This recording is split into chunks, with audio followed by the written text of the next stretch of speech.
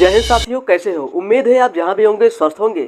साथियों, हम लोग पढ़ रहे हैं कक्षा 10 का गणित लेसन नंबर 3, जिसका नाम है दो चर वाले रैखिक समीकरण युग्म। साथियों, इस चैप्टर में आज हम लोग पढ़ेंगे प्रश्नावली 3.1। प्रश्नावली 3.1 में जितने भी प्रश्न हैं उन सभी प्रश्नों का हल पढ़ेंगे। तो चलिए साथियों, आज का क्लास शुरू करते हैं। साथियों, आज का हमारा क्वेश्चन है प्रश्नावली 3.1 का पहला प्रश्न है। कह रहा है, आफताब अपनी पुत्री से कहता है, 7 वर्ष पूर्व मैं तुमसे 7 गुनी आयु का था, अब से 3 वर्ष बाद मैं तुमसे केवल 3 गुनी आयु का रह जाऊंगा। इस स्थिति को बीजगणितीय तथा ग्राफी रूप में व्यक्त कीजिए।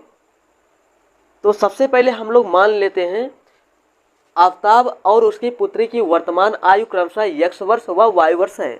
हमें आफताब और उसकी पुत्री की वर्तमान आयु के बारे में कुछ जानकारी नहीं है, तो हम मान लेते हैं आफताब और उसकी पुत्री की आयु क्रमशः x वर्ष और y वर्ष है। ठीक है इतना। अब आप लोग सोचिए, अगर कोई व्यक्ति आज 20 साल का है, आज 20 साल का हो गया, 5 साल पहले कितने वर्ष का रहा होगा? तो 20 साल में से 5 साल घटा देंगे तो मिल जाएगा 15 साल, यानी वह व्यक्ति आज से 5 साल पहले 15 साल का रहा होगा। उसी तरह अगर हमने आफताब और उसकी पुत्री की वर्तमान आयु x वर्ष व y वर्ष मान लिया है, तो आफताब 7 वर्ष पूर्व कितनी साल का रहा होगा? आफताब 7 वर्ष पहले कितने साल का रहा होगा? वर्तमान में x वर्ष का है, तो 7 साल पहले x - 7 वर्ष, और उसकी पुत्री y - 7 वर्ष की रही होगी। तो चलिए इसे हम हल करते हैं। तो हमने वर्तमान आयु को क्या मान लिया है? आफताब की वर्तमान आयु x वर्ष, उसकी पुत्री की वर्तमान आयु y वर्ष है। तो क्वेश्चन में देखिए क्या कहता है, 7 वर्ष पूर्व। 7 वर्ष पूर्व कौन? आफताब। आफताब की आयु 7 वर्ष पूर्व, 7 वर्ष पूर्व, 7 वर्ष पूर्व आफताब की आयु, आफताब की आयु कितना होगा? यह हमने मान लिया है वर्तमान आयु आफताब की वर्ष x वर्ष है, तो 7 साल पहले कितने साल का रहा होगा? x - 7 वर्ष, x - 7 वर्ष, और 7 वर्ष पूर्व उसकी पुत्री की आयु, 7 वर्ष पूर्व, 7 वर्ष पूर्व उसकी पुत्री की आयु। किसकी पुत्री? आफताब की पुत्री की आयु, पुत्री की आयु। वर्तमान में आफताब की पुत्री की आयु y वर्ष है, आज वह y वर्ष है, तो 7 साल पहले कितने साल की रही होगी? y - 7 वर्ष, y - 7 वर्ष। ये तो पहले कंडीशन से हमने लिख दिया। अब क्या कह रहा? अब से 3 वर्ष बाद, अब से 3 वर्ष बाद मैं तुमसे केवल 3 गुनी आयु का रह जाऊंगा। अब 3 गुनी आयु आप छोड़िए, सबसे पहले हम निकालेंगे आफताब और उसकी पुत्री 3 साल बाद कितने साल के रह जाएंगे, कितने साल के रह जाएंगे। तो कैसे निकालेंगे? 3 वर्ष बाद आफताब की आयु, 3 वर्ष बाद, 3 वर्ष बाद आफताब की आयु,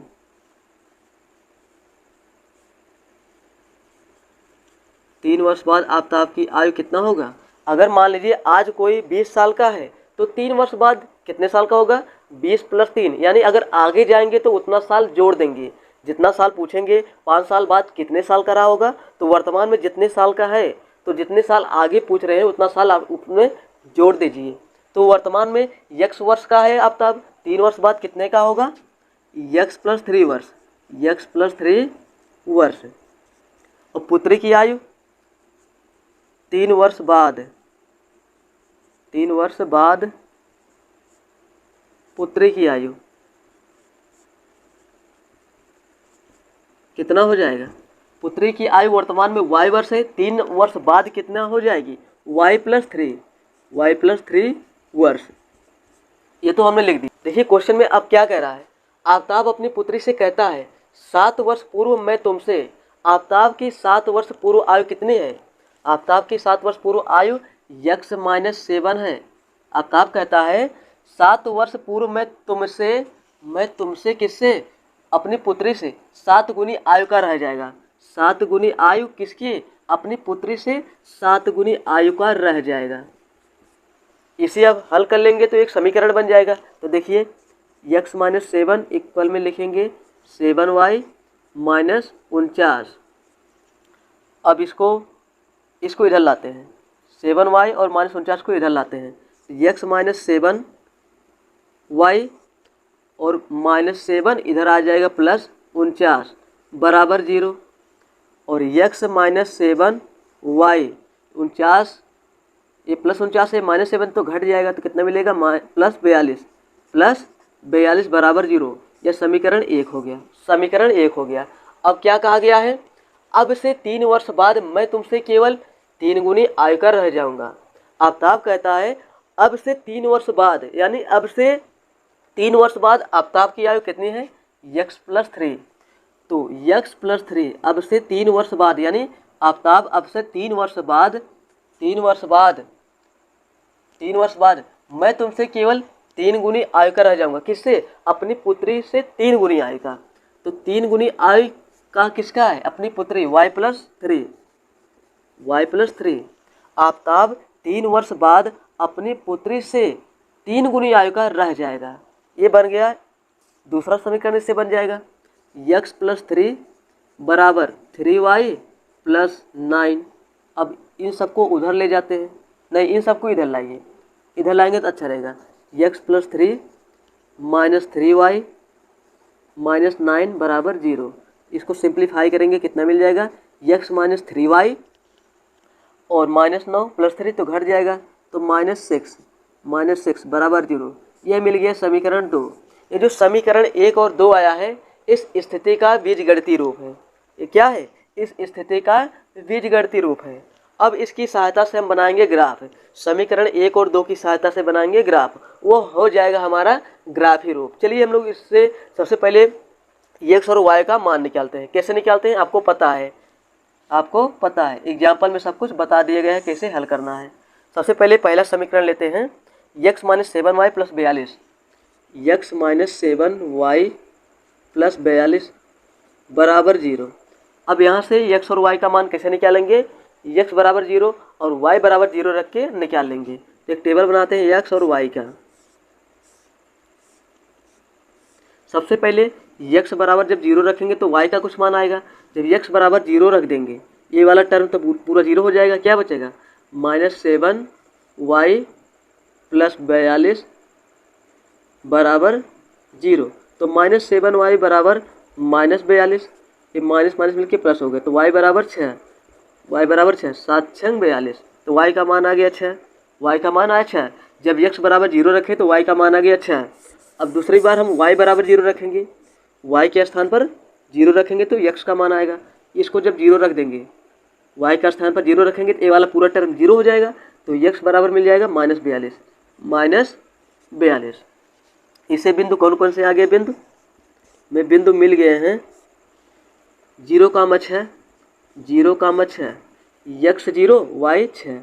दूसरी बार क्या आया है, x माइनस 42 और y 0। ये 2 पॉइंट आ गए समीकरण 1 की सहायता से। अब समीकरण 2 से निकालते हैं x और y के मान। x माइनस 3 y माइनस 6 बराबर 0। इससे भी निकाल लेते हैं x और y के मान। अब क्या करेंगे, यहाँ पर रखेंगे x बराबर 0। यहाँ जब रखेंगे x बराबर 0 तो ये वाला टर्म 0 हो जाएगा, यहाँ 0 हो गया। तो माइनस 3y माइनस 6 बराबर 0 होगा, माइनस 3y माइनस 6 बराबर 0। तो माइनस 3y बराबर कितना हो जाएगा, प्लस 6। तो y बराबर मिल जाएगा माइनस 2, y का मान मिला माइनस 2। इसे आप हल कर सकते हैं, 3 दूना 6, दोनों तरफ माइनस से गुणा कर देंगे, इधर प्लस हो जाएगा इधर माइनस, तो y का मान आएगा माइनस 2। अब दूसरी बार क्या करेंगे, y के स्थान पर 0 रखेंगे तो x का मान आ जाएगा। जब यहाँ पर 0 रखेंगे ये वाला टर्म 0 हो जाएगा, तो x माइनस 6 बराबर 0 बचेगा, तो x बराबर 6। ये तो दोनों पॉइंट आ गए, कौन कौन से पॉइंट आए हैं यहाँ पर मैं लिख देता हूँ। यहाँ पर बिंदु आ गए हैं, बिंदु 0, -2, 0, -2 और दूसरी बार 6, 0, अब इन बिंदुओं की सहायता से बनाएंगे ग्राफ। इन बिंदुओं की सहायता से क्या बनाएंगे? ग्राफ बनाएंगे। ग्राफ बनाना बहुत ही आसान है, देखिए कैसे बनता है।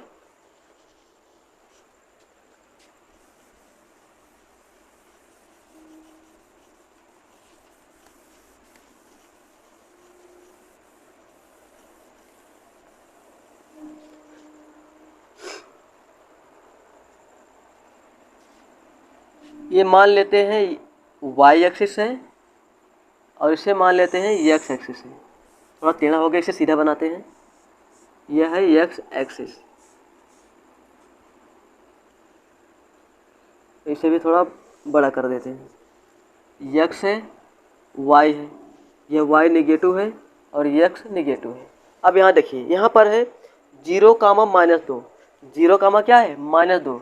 तो यहाँ पर कुछ पॉइंट बना देते हैं, 1 2 3 4 5, 1 2 3 4 5 6 7। ऊपर भी बना देते हैं, 1 2 3 4 5 6 7 8, यहाँ बनाते हैं, ऐसे ऐसे बना देते हैं। ये पॉइंट हमने बना दिया। अब देखिए, पहला पॉइंट यहाँ पर पहले समीकरण वाला रखते हैं। पहले समीकरण से यहाँ पर पॉइंट रखते हैं। यहाँ पर देखिए 0 कामा 6, यानी x पर 0, x पर कुछ नहीं है, y पर 6 है, तो 0 कामा 6 कहाँ मिलेगा? 1 2 3 4 5 6, यह है 0 कामा 6, 0 कामा 6 यहाँ मिल गया। और दूसरी बार देखिए -42 कामा 0, -42 कामा 0, तो -42 कहाँ है? तो -42 बोले तो x ऋणात्मक है, x ऋणात्मक इधर होता है, x ऋणात्मक इधर होता है। किधर है? x ऋणात्मक इधर है, तो -42 इधर दूरी जाएगा, तो मान लेते हैं -42 यहाँ है, -42 यहाँ है, तो y 0 है, तो -42 कामा 0 यहाँ मान लेते हैं, -42 कामा 0 यहाँ मान लेते हैं। अगर इधर जाएंगे तो लंबा हो जाएगा, आपको समझने के लिए मैंने ये बता दिया। -42 कामा 0 यहाँ हो गया। अब इन दोनों पॉइंट को आपस में मिला देंगे, इन दोनों पॉइंट को आपस में मिला देंगे। समझ लीजिएगा, थोड़ा सा तिरछा हो गया है। इन दोनों पॉइंट को हमने मिला दिया, इन दोनों पॉइंट को हमने मिला दिया। ये किससे आया था? x - 7y, x - 7y - 42 बराबर 0। अब इस बिंदु की सहायता से यहाँ पर ग्राफ बनाते हैं। देखिए 0 कामा -2, x कितना है? 0 है और y -2 है। x 0 यानी इधर भी 0 इधर भी 0, y -2, 1 2, ये 0 कामा -2 यहाँ मिल गया। अब क्या है? 6 कामा 0, 6 कामा 0 कहाँ होगा? x पर 6, 1 2 3 4 5 6, 6 कामा 0, 6 कामा 0। अब इन दोनों को मिला देते हैं, इन दोनों को मिला देते हैं, इस पॉइंट को और इस पॉइंट को मिला देते हैं। कैसे मिलाएंगे? इधर देखिए,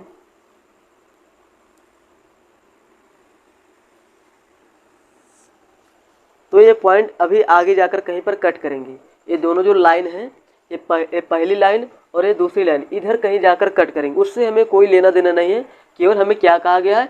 बीजगणितीय तथा ग्राफी रूप में व्यक्त कीजिए। ये ग्राफ बन गया है, ये ग्राफ बन गया है।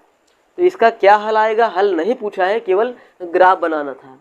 हल हमें तब मिलेगा जब ये दोनों रेखाएं कहीं पर कट करेंगी, जहाँ पर कट करेंगी वहीं पर हमें इसका हल मिल जाएगा। मान लीजिए कहीं पर एक कट करेंगे तो x वाला देखेंगे और y वाला देखेंगे, वहीं से हमें x और y का मान निकल आएगा। वही x और y का मान इस क्वेश्चन का हल हो जाएगा, इस क्वेश्चन का हल हो जाएगा। लेकिन हमें हल नहीं पूछा है। अभी जब प्रश्नावली 3.2 में पढ़ेंगे उसमें ग्राफी विधि से हल निकालना है, लेकिन इसमें हमें केवल ग्राफ बना देना है, इसलिए हमने केवल ग्राफ बना दिया है। ये रहा आज का पहला प्रश्न। अब हम लोग बढ़ते हैं प्रश्न नंबर 2 की तरफ, जो बहुत ही आसान है। चलिए साथियों, अब हम लोग प्रश्न नंबर 2 को हल करते हैं। साथियों, प्रश्न नंबर 2 आप लोगों के सामने है। प्रश्न कर रहा है, क्रिकेट टीम के एक कोच ने 3900 रुपये में 3 बल्ले तथा 6 गेंदें खरीदी। बाद में उसने एक और बल्ला तथा 3 गेंदें 1300 में खरीदी। इस स्थिति को बीजगणितीय तथा ग्राफी रूप में व्यक्त कीजिए। क्रिकेट टीम का कोई कोच है, उसने 3900 रुपये में 3 बल्ले 6 गेंदें खरीदी, लेकिन हमें नहीं पता है एक बल्ला और एक गेंद कितने रुपए का है, एक बल्ला और एक गेंद कितने रुपए का है। तो हम मान लेते हैं क्रिकेट टीम के कोच ने एक बल्ला तथा एक गेंद को क्रमशः x रुपये और y रुपये में खरीदा। तो हम मान लेते हैं, माना एक बल्ला तथा गेंद, एक बल्ला तथा गेंद क्रमशः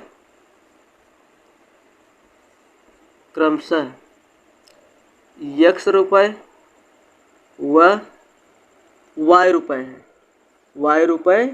है।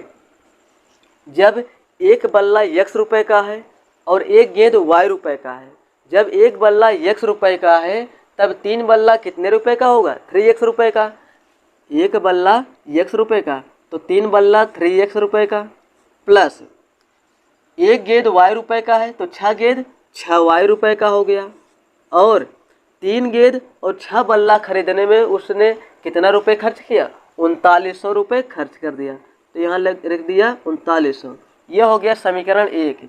समीकरण 1, 3 बल्ला 6 गेंद खरीदने में कोच ने 3900 रुपये खर्च किया। उसके बाद उसने एक और बल्ला, यानी एक और बल्ला, एक बल्ले का मूल्य x रुपये प्लस एक और बल्ला तथा 3 गेंदें बोले तो 3y रुपये हो गया। एक बल्ला तथा 3 गेंदें कितने रुपए में खरीदा? 1300 रुपये में खरीदा। एक बल्ला और 3 गेंदें खरीदने में कोच ने 1300 रुपये खर्च किया। यह तो हो गया इसका बीजगणितीय रूप। कौन सा रूप? यह है बीजगणितीय रूप। बहुत ही आसान है। इस तरह के सवाल बहुत ही छोटे होते हैं, केवल क्वेश्चन की लंबाई बहुत बड़ा होता है, उसका सॉल्यूशन बहुत ही छोटा होता है। तो हम इससे यहाँ पर जो समीकरण 1 और 2 आए हैं, इसकी सहायता से x और y के मान निकालेंगे। x और y के मान निकालेंगे समीकरण 1 से। देखिए समीकरण 1 क्या है? 3x प्लस 6y बराबर 3900। अब यहाँ से x और y का मान निकाल लेंगे। कैसे निकालते हैं? आप सबको आता है। अब बारी बारी से x और y बराबर 0 रख के x और y के मान निकालेंगे। पहली बार जब x बराबर 0 रखेंगे तो y का मान आएगा, कितना आएगा? यहाँ जब x बराबर 0 रख देंगे, a वाला टर्म 0 हो जाएगा तो बचेगा 6y बराबर 3900 हो जाएगा। तो y बराबर 3900 बटे में 6, 3900 बटे में 6। तो इसमें 6 से भाग देंगे, कितना आएगा? 6 से भाग देंगे तो 6 बार में कटेगा, 6 36 हो जाएगा। तो 9 में 6 गए 3, तो 6 पचे 30, तो आ जाएगा 650। y का मान आया 650 आ गया। y का मान कितना आया? 650 आ गया।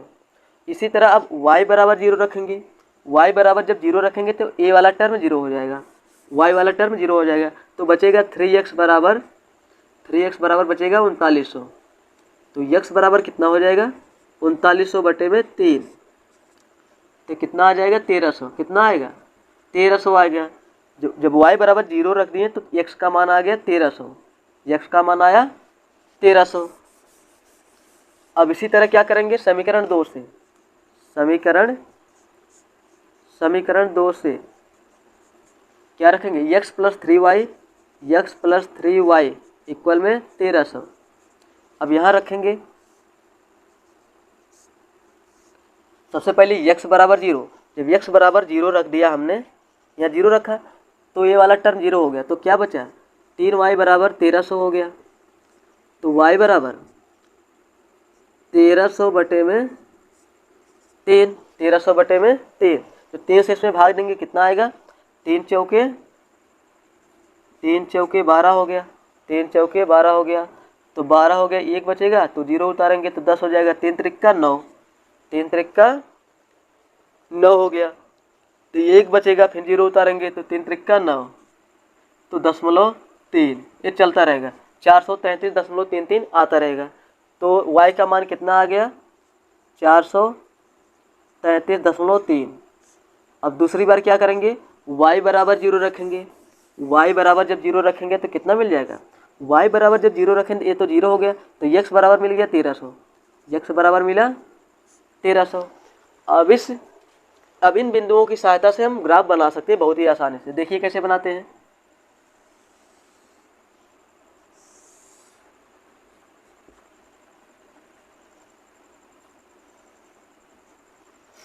सारी वैल्यू पॉजिटिव है तब पॉजिटिव ही ले लेते हैं। तब देखिए पहली बार देखिए ये कितना है 0,650। पहली बार क्या मिला है 0,650। उसके बाद मिला है 1300,0, 1300,0। इसकी सहायता से बनाते हैं ग्राफ पहली बार। तो 0,650 कहाँ होगा। सबसे पहले देखिए यहाँ पर x क्या है 0 है, यानी इस पर कुछ नहीं है। y पर 650 है, तो वैल्यू काफ़ी बड़ी है, तो इसे हम मान लेते हैं कितने कितने का 100 के डिफरेंस में। पहला जो खाना है 100, 200, 300, 400, 500, 600, 700। ये भी 100, 200, 300, 400, 500, 600, 700, 800, 900, 1000, 1100, 1200, 1300। कितना हो गया 1300। ठीक है, तो सबसे पहले ये वाला पॉइंट कहाँ रखेंगे, x 0 है यानी इस पर कुछ नहीं है। y पर कितना है 650, 650। सबसे पहले ये 100 हो गया, 200, 300, 400, 500, 600, 700। तो 650 है। 650 कहाँ होगा 600 और 700 के बीच होगा, यहाँ पर होगा 0,650 यहाँ मिल गया। उसके बाद 1300,0 x पर 1300, x पर 1300, ये 100 हो गया, 200 हो गया, 3, 4, 5, 6, 7, 8, 9, 10, 11, 12, 13, 1300 यहाँ मिलेगा, 1300 यहाँ मिल गया। तो 1300,0 x पर 1300, y पर 0, तो 1300,0 यहाँ मिल गया, 1300,0। तो इन दोनों को आपस में मिला देते हैं, इन दोनों को आपस में मिला देते हैं। ये मिला दिया तो पहले समीकरण से ये लाइन बन गया। अब दूसरी समीकरण से लाइन बनाएंगे। तो 0,433, 0,433 यानी x पर 0 है, y पर है 433। 400 यहाँ हो गया तो 433 मान लेते हैं, यहाँ है लगभग मान लेते हैं यहाँ पर 0,433.3 यहाँ पर मिल गया। उसके बाद देखिए x पर 1300 है, x पर 1300, y पर 0, तो ये मिल गया 1300,0 ये मिल जाएगा। ये दोनों पॉइंट एक ही हैं, दोनों समीकरण से एक पॉइंट उभयनिष्ठ हो गया, एक पॉइंट उभयनिष्ठ हो गया, यानी ये दोनों लाइन एक दूसरे को 1300,0 पर कट करेंगी, 1300,0 पर कट करेंगे। यह हो गया इस प्रश्न नंबर 2 का ग्राफी रूप। क्या है ग्राफी रूप। यहाँ पर दोनों समीकरण जो आए थे यह है बीजगणितीय रूप, यहाँ पर जो ग्राफ बना दिए यह है ग्राफी रूप। अगर पूछा होता ग्राफी रूप से हल निकालिए तो हल क्या आता, हल यहाँ पर आ जाता 1300,0, 1300,0 यानी x का मान है 1300, y का मान है 0, y का मान कितना है 0। ये रहे आज के प्रश्न नंबर 2। अब हम लोग बढ़ते हैं प्रश्न नंबर 3 की तरफ, प्रश्न नंबर 3 की तरफ। चलिए साथियों, अब हम लोग इस प्रश्नावली का लास्ट प्रश्न हल करते हैं जो प्रश्न नंबर 3 है। साथियों प्रश्न कह रहा है 2 केजी सेब 1 केजी अंगूर का मूल्य किसी दिन ₹160 था। एक महीने बाद 4 केजी सेब और 2 केजी अंगूर का मूल्य 300 रुपये हो जाता है। कितना रुपये हो जाता है 300 रुपये हो जाता है। पहले कितने में बिक रहा था 2 केजी और 1 केजी अंगूर का मूल्य किसी दिन 160 रुपये था, लेकिन एक महीने बाद महंगा हो जाता है। कितना महंगा हो गया देखिए, एक महीने बाद 4 केजी सेब और 2 केजी अंगूर का मूल्य 300 रुपये हो जाता है। इस स्थिति को बीजगणितीय तथा ग्राफी रूप में व्यक्त कीजिए। यहाँ पर नहीं लिखे लेकिन आपको यही करना है, यहाँ पर लिखेगा क्वेश्चन लेकिन हमने नहीं लिखा है, तो यहाँ पर हम हल लिखते हैं, यहाँ पर हल लिखते हैं। यहाँ पर लिखा गया है 2 केजी सेब 1 केजी अंगूर का मूल्य किसी दिन 160 रुपये है, लेकिन हमें नहीं पता है 1 केजी सेब और 1 केजी अंगूर का मूल्य कितना है। तो हम मान लेते हैं, माना 1 केजी सेब व 1 केजी अंगूर का मूल्य क्रमशः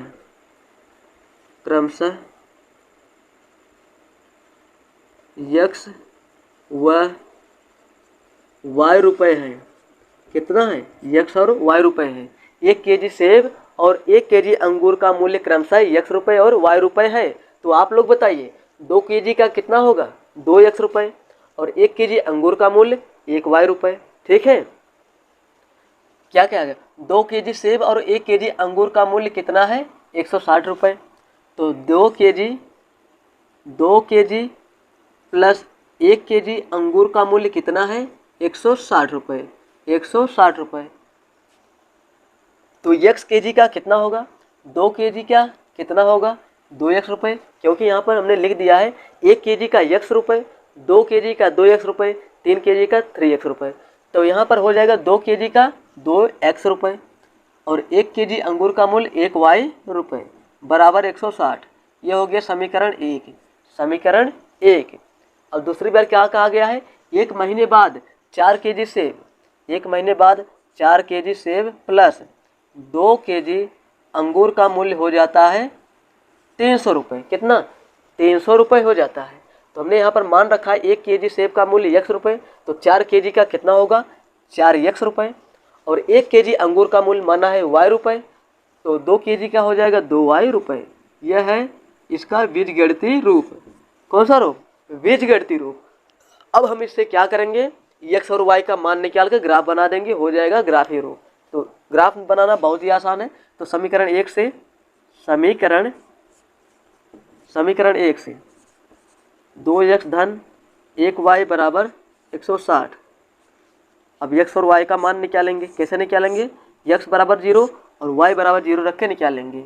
जब x बराबर 0 रखेंगे क्या मिल जाएगा x बराबर 0, ये तो 0 हो जाएगा, y बराबर 160, y बराबर 160। जब y बराबर 0 रखेंगे तो ये वाला 0 हो जाएगा, तो 2x बराबर 160, तो x बराबर 80, x बराबर 80 मिल गया। और समीकरण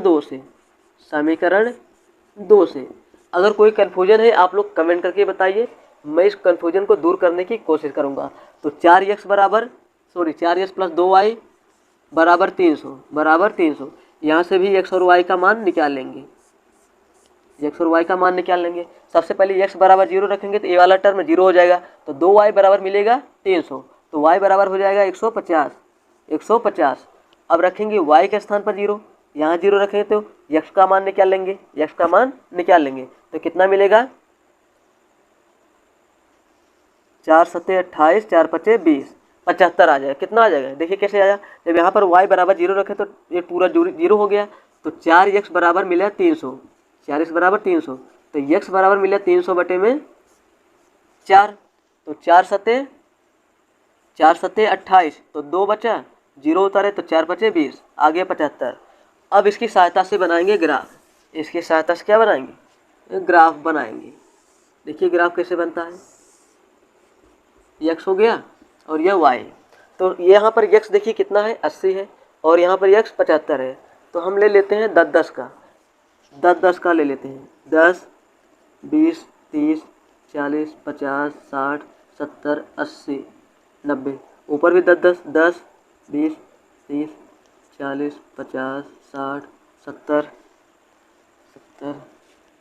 80, 90, 100, 120, 130, 140, यहाँ मान लेते हैं 160 है। कितना है यहाँ पर मान लेते हैं 160 है। तो यहाँ पर पहला बिंदु है x0 y 160, x0 y 160। जब x0 मतलब यहाँ पर कुछ नहीं है, y पर 160, तो मान लेते हैं यहाँ पर 160 यहाँ है, तो 0, 160 यहाँ पर मिल गया, 0, 160 यहाँ मिल गया। उसके बाद y 0 है, x 80 है, x 80 कहाँ होगा 10, 20, 30, 40, 50, 60, 70, 80, तो 80, 0 यहाँ मिल गया, 80, 0। अब इन दोनों पॉइंट को आपस में मिला देते हैं, देखिए मिलाने पर क्या बनेगा। इन दोनों पॉइंट को आपस में मिला दिया। ये तो पहले समीकरण से हमने लाइन खींच दिया। अब दूसरे समीकरण से देखिए, यहाँ पर है x0 y 150, तो 150 कहाँ मिलेगा यहाँ पर मिल जाएगा, 160 यहाँ है तो 150 यहाँ मिल जाएगा। मान लेते हैं 150 यहाँ है, आप लोग स्केल से बनाएंगे, अच्छे से बनाएंगे, तो 0, 150 यहाँ मिल जाएगा, 0, 150 यहाँ मिल गया। और 75, 0, 75 बोले तो x पर 75, y पर 0, यस पर 75 कहाँ मिलेगा, 80 तो ए हो गया, 75 यहाँ हो जाएगा, 75 कामा 0, 75 कामा 0 यहाँ पर है। अब इन दोनों पॉइंट को आपस में मिला देते हैं, मिला दिया। यह हो गया इस स्थिति का ग्राफी रूप। तो साथियों ये रहा आज के कुछ प्रश्न। इस प्रश्नावली में केवल 3 ही प्रश्न थे जिसको हम लोगों ने बहुत ही आसानी से हल कर लिया। प्रश्न 3 का यहाँ पर है बीजगणितीय रूप और यह है ग्राफी रूप। आज का प्रश्नावली 3.1 समाप्त हो। अब हम लोग नेक्स्ट वीडियो में पढ़ेंगे ग्राफी विधि से रैखिक समीकरणों का हल कैसे निकाला जाता है। तो आज के लिए इतना ही। मैं मिलता हूँ किसी नए वीडियो में, तब तक के लिए जय हिंद।